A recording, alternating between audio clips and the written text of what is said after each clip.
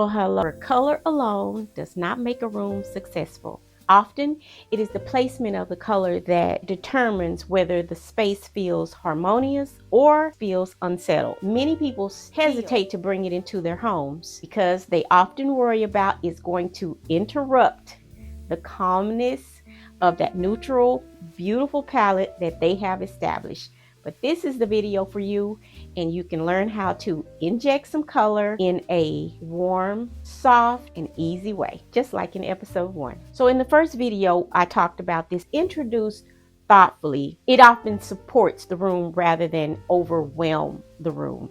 Blue, that is. So welcome back to the series, The Power of Blue in Interior Design. I'm going to reiterate again. So in the first episode, as my daughters would say, in a neutral space in gentle ways so that it feels natural rather than forced.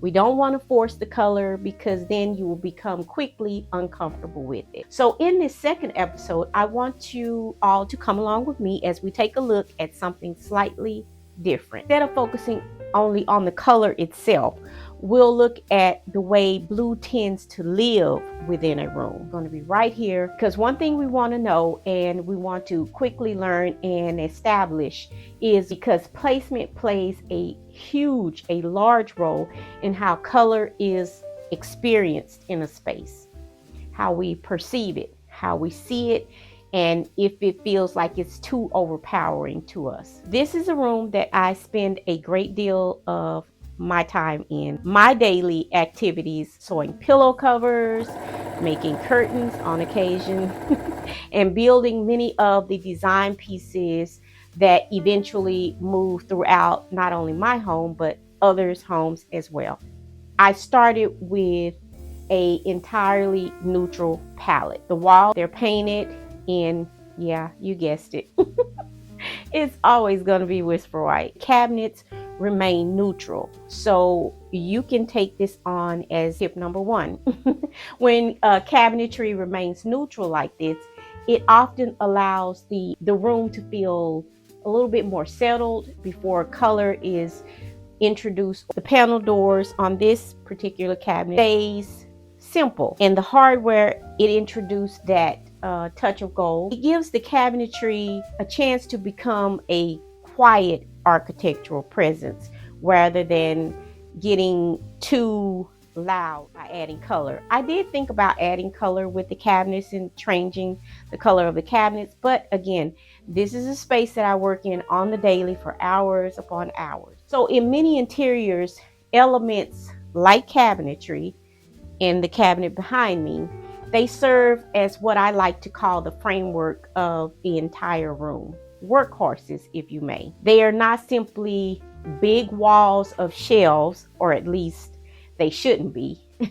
They should function at some capacity or other. They should provide structure for the remaining space, and the remaining space around it should evolve around the cabinetry. The work tables follow the same idea as the cabinets. They remain light, and that was a conscious decision. They remain light and they definitely remain practical because in this room, again, I use it every single day. And while I appreciate order in a workspace, I also like the room to have a bit of a personality as well. Otherwise, the room becomes far too serious.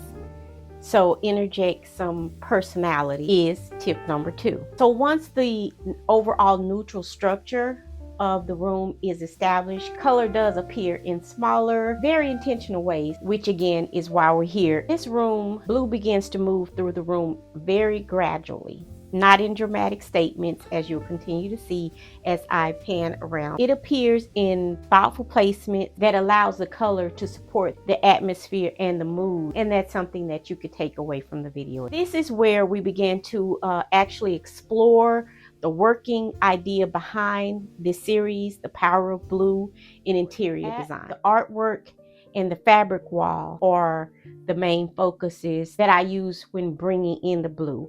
Once the cabinetry, the neutral structure of the room, were in place, I began thinking about first real moment should appear in this room. For me, it began with the art and this stone box, which I have had for a while. But for now, we're going to focus on the art. What you will notice, there are two pieces of art opposite on each wall, and both were intentionally chosen because of their scale and the subject matter. That was a conscious decision on my part. They are the same. That was another conscious decision on my part. I tend to prefer my approach to walls.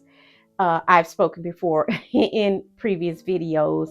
I like negative space in the room, any room. For me, this is not absolute. This is for me. This is not absolute for you. It's not a rule of thumb. This is for me.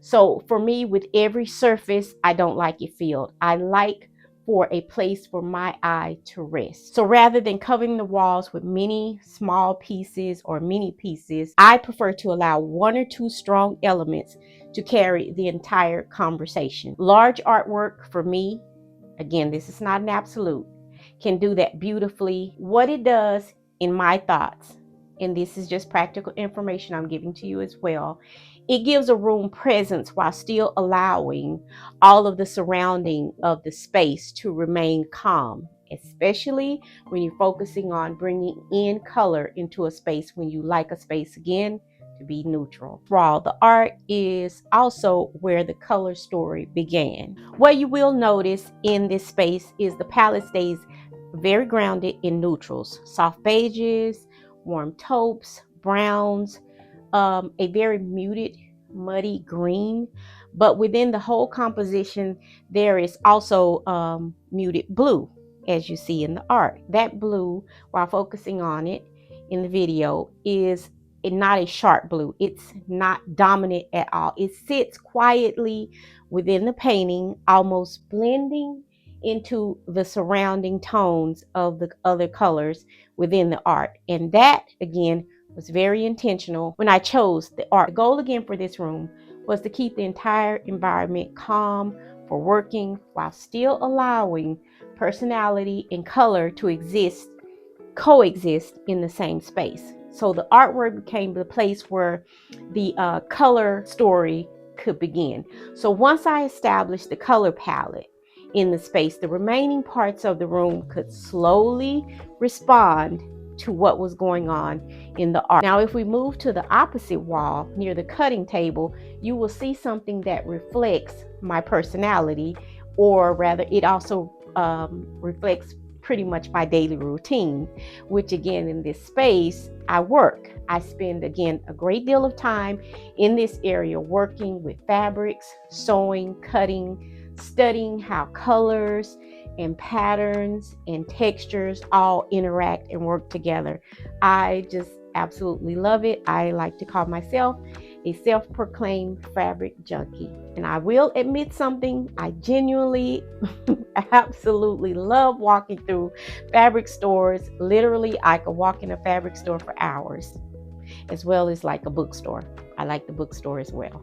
But there is something about seeing rolls of fabric for me all together, all of the colors, all of the textures, the patterns, and they just always spark ideas for me, and I get to touch them, I get to feel it up. It's just, it's my happy place. Consider my small version of that experience being in the fabric store. I arranged several roll fabric samples that relate back to the palette already introduced pattern, and a few quietly bring back the blue in the room. It also continues the design language of the entire space. The patterns are present, but they are restrained, at least in my mind anyway. They are not loud and blaring at you. The colors all remain well connected to the overall look of the room. So between the artwork and the fabric, the entire room shows moments of color without losing the calmness that I created from the very foundation. So in many ways, this is exactly where the power of blue actually shows up, through thoughtful placement, cabinet styling, and the controlled moments of blue that I introduce here. So once the artwork and the fabric wall were established, color direction of the room, I began allowing the same palette to move into the cabinetry with restraint. A quiet, neutral structure, and I wanted the objects in the cabinet to remain neutral: soft creams, warm taupes, gentle browns, and lighter tan with hints of blue. Those tones keep the space grounded, it keeps it calm, while still allowing the moments of color to simply be discovered, as I mentioned before in episode 1. Now, in the first arrangement, what you'll notice is the smaller jars. Each one of these carries a soft blue pattern, but the scale of the object keeps the color very controlled. The blue is present, yet it does not overwhelm the surrounding neutrals in the entire cabinet arrangement. This kind of placement can allow the color to participate in the room without immediately becoming the center of attention. Slightly larger vessel appears in the entire composition, which is this large vase. What happens here, the blue becomes more visible, but it's still very restrained. It's balanced by the surrounding neutrals, creams, the taupes, the browns, and it continues throughout the entire space. So with this gradual increase of scale, allowing the color to feel very intentional rather than feeling abrupt. Repeating surrounding blue pieces, multiple pieces inside of the cabinet, I prefer to allow it to have a simple moment. The surrounding objects softens the composition. I can move across the cabinet comfortably. Again, places for the eye to rest, noticing the blue, but not being overwhelmed by the blue. Color works best when it appears this way. It's not abrupt, it's not in your face, and it's not overwhelming. So not everywhere at once, but measured placement that allows the room again to remain harmonious. Finally, we move to the lower part of the cabinet, and there's a moment where this becomes my little personal moment as well, or rather another piece of the room that actually has to be here. You'll see my sewing machine cover resting inside the lower shelf, and with this piece, I actually just made it one day because I didn't want to continue looking at the sewing machine, and so I decided I will make a cover because, again, this is a working space and I appreciate the practical objects always in a room, the functionality of an entire room. The fabric introduces pattern, it introduces the blues, and once again, it remains softened by the neutral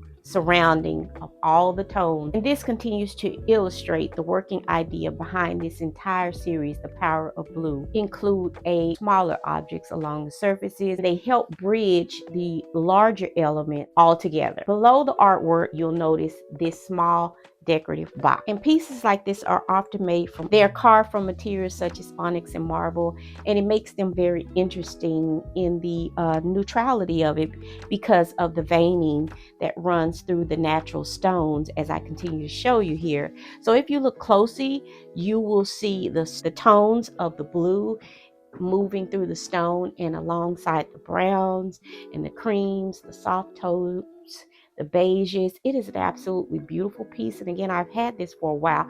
This is something that I always appreciate when working with natural materials. Colors don't feel applied artificially. Instead, it's a part of the natural material itself. So when natural stones carry subtle colors like this, it becomes very gentle way of repeating the palette. In this case, this box sits again quietly underneath the artwork, and it's connecting all of the tones in the painting, and it's associating with the actual box as well as with the cabinetry and with the large vase behind me. Small details like this, again, they help to soften the entire room and make it feel complete, rather than adding even more decorative pieces, meaningful objects that contribute to the entire palette.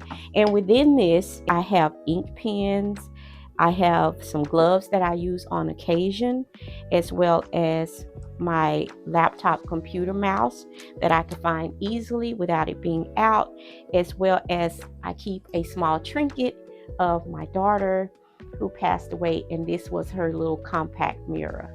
So again, personalization of a space, but also keeping it functional, all the while making it pretty. So even the smallest of decor objects continue with the design assignment and the conversation running throughout the room. Blue appears, but not all at once. As you see throughout this entire room, blue never took over the space in order to be present. It appeared in small moments, in the art fabric, in the vessels, and even the natural materials like in the box, allowing the entire room to remain calm while still carrying personality as well as overall function. And this again is really the idea of exploring the power of blue, and you're looking at how blue lives in a space without overwhelming it. This again is only one example in this entire conversation.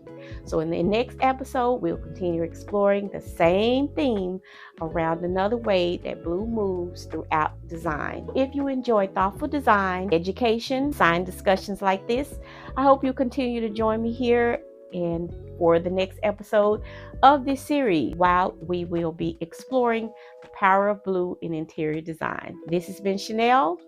I look forward to episode 3 of this series. So stay inspired, motivated, and moving, creating something beautiful, if not for yourself, then definitely for someone else. Don't forget to like, comment, share, and definitely hit that subscribe button. And I'll see you all for the next episode. Bye for now.